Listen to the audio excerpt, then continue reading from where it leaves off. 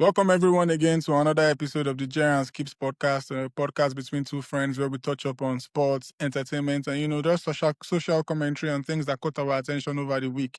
Don't forget to like and subscribe. What are you saying, my G Skips? What have you been up to?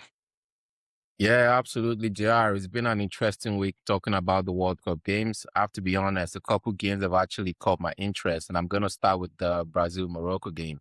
No, for I sure. think the game was quite interesting because, everybody probably saw Brazil as a favorite, but then you go into the game and you see Morocco actually has a lot to say for themselves. You're seeing ballers like Ayub Boadi, Ashraf Hakimi, letting Brazil know that, look, man, this is not going to be an easy walk. What did you think about the game, though, the Brazil and Morocco game? Um, I'm sorry, I'm not one of those people who felt Brazil were favorites. I don't think Okay. Brazil have been favorites for any tournament in my opinion since about like say 2006. I mean, favorites on the game, not Okay, the actual yeah. encounter itself. Yeah, still based on that, because Morocco were semi-finalists in the last World Cup. They are not pushovers, right? They progressed further than Brazil in the last World Cup. So I didn't even expect them to be the underdogs in the Brazil game. I knew they were going to hold Oh, their own. really? So yeah, and Brazil, like their team looks kind of disjointed, right? With Ancelotti still struggling to make his stamp on them tactically and, what shape and format they want to play in. But fair enough, Brazil have the bigger names, the bigger stars, more established players. So obviously we still give them the advantage, regardless of how prepared Morocco seemed. And I think, but to my observation, I think Morocco held their own, right? Maybe that had to do with the fact that Brazil are still struggling to find their best 11. And Morocco looked like a well-oiled machine at this point. We saw their performance at the AFCON. Despite the controversies, they were still one of the better teams in the tournament as a whole. So yeah, I think it was a nice matchup, but if we're being honest, I think Morocco should have edged it. But yeah, I think Brazil used some of the argument to just stay in the game. But yeah, it was a very, very, very thrilling encounter as well. Yeah, I think you hit the nail on the head in terms of what you said about the tactical formation. Like Brazil didn't really look like they had proper tactics to follow. It just felt like everyone was running around trying to, individual brilliance and all that. But in terms of having a structure, Morocco definitely looked like they had practiced what they were trying to implement, and the gameplay was really, it was top notch in my opinion. In terms of how the game went, though, I still have to give props to Vinicius Junior. That goal is that's what superstars are made of.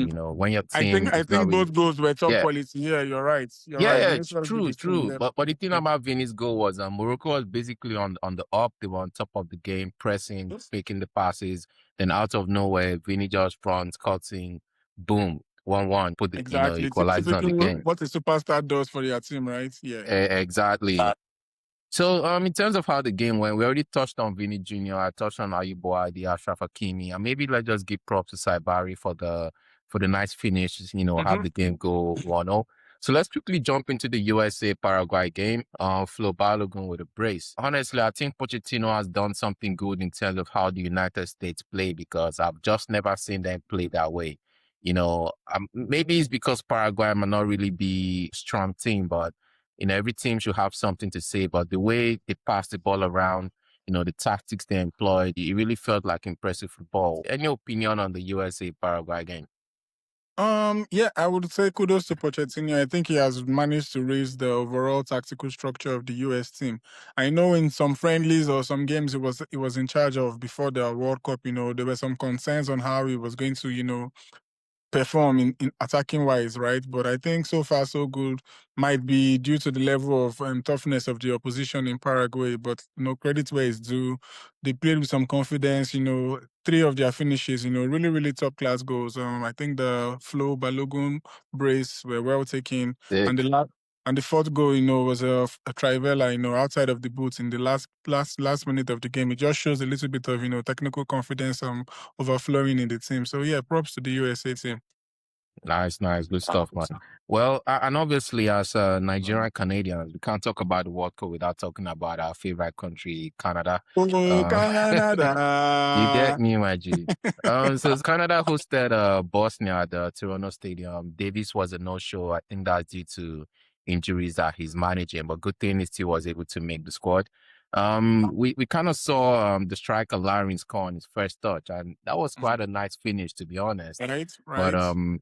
I did have a look at the Oluwaseyi, the Niger boy Oluwaseyi's performance. Honestly, props to the Niger guy, but it wasn't all that impressive though. Did you On a anything you want low, to say on a about that low, guy? on a low, on a low. On a low? Mm. Okay, Omo we'll Niger, big up to Omo Niger, but that was a very flat. because That keep it was a on the flat low. performance. But as a whole, let's not speak like Yeah, well, the Canada team is this tactical or this technical powerhouse, right? yeah, This is their true. first appearance at the World Cup, so it's a huge step for them. Big up to the team. I think right now they are showing that at least they deserve to be here with this new format. And also, like you touched on, having a Nigerian-born player or Nigerian player in the Oluwaseyi. team, Oluwaseyi, right?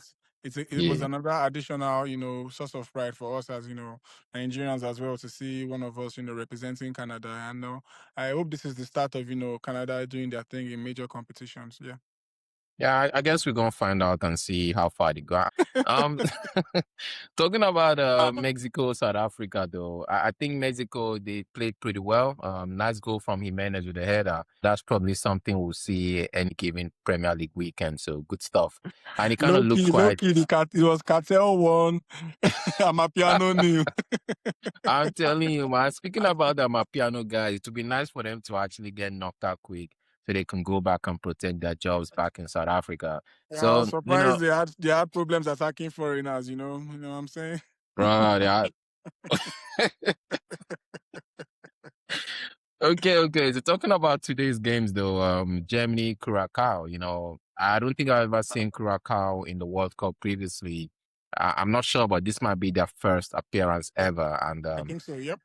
yep. So, I guess everyone expected this demolition as everyone was really nothing to write home about because honestly, Germany could have scored 10 from the way the game went.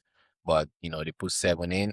And props to my boy Kai Havertz, although he did get he did get given a penalty to score his first goal, but he took his second goal, with a plump, nice chip over the keeper, put the ball in the net.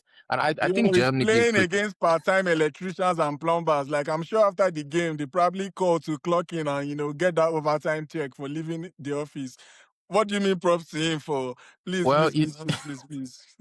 you can only beat who's in front of you. So props to my Even if guy. they are part-time plumbers and you want me to give him props, never.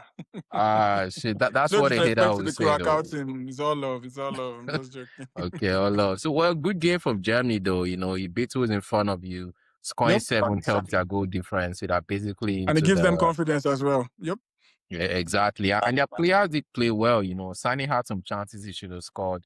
Viert also had some good chances. Musiala's goal was really nice, nice finish from the edge of the box. So good stuff for Germany. I'm hoping they can continue because remember on the last episode I did tip them as my dark horse. So let's see how Okay. far they can go. And I expect Yes, them to sir. go find this competition. So, to wrap up our World Cup review though, let's quickly touch upon Netherlands and Japan. I really think that was a tight game. Both teams sort of showed that, look, we're not going to be pushovers, Mm-hmm. Japan played some really good football, showed that they had some level of tactical awareness. Netherlands showed why they're seen as a very strong set piece team because the goal from Van Dijk, even though it wasn't directly from a corner, it was still initiated from a corner that went out there, crossed the ball back, nice Okay. header into the Okay. back of the net. Anything you want to touch upon on that Netherlands Japan game? Like you said, I mean, Japan, as far as I think the 2002 World Cup, they always try to make a decent showing at this stage, right? So, they have some very technical players, in the European League. So I wasn't surprised to see them give Netherlands a run for their money, and it was nice to see them get a point at least in the last moments of the game too. So yeah, Yep. decent game, decent game.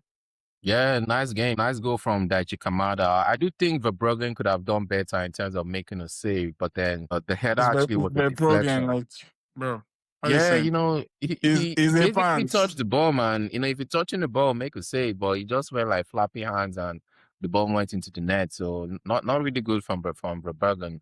But props to Crescencio Somerville though, lighting the World Cup a light, showing that we got talent in the Premier League because that finish Exactly. was top notch, man. From outside the box, left foot collar. I, I That's think he's all. I think he's one of those Yeah. players that will get a big move from West Ham as well, right? Yeah. Absolutely. I can expect him to get a big move. And maybe we can touch upon that in our transfer section. So I think this has been a quick touch up in terms of the games that have gone on so far. So, we're going to touch upon that in our next episode.